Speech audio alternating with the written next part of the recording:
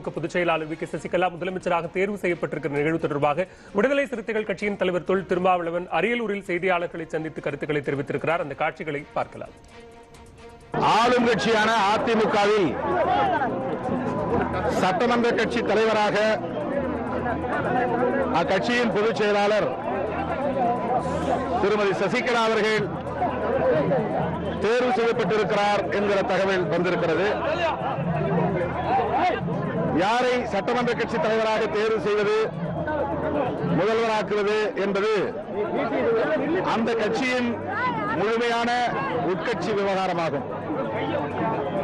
அது நாம் கருத்து சொல்வதற்கு எதுவும் இல்லை என்றாலும் கூட ஆளும் கட்சியான அதிமுக அதனுடைய ஒட்டுமொத்த சட்டமன்ற உறுப்பினர்கள் தங்களுக்கிடையில் கருத்து மாறுபாடு இல்லாத நிலையில் ஒருமித்த கருத்தின் அடிப்படையில் இந்த முடிவை எடுத்திருக்கிறார்கள் என்கிற போது அதை வரவேற்க கடமைப்பட்டிருக்கிறோம். மேற்கொண்டு இதில் கருத்து சொல்ல எதுவும்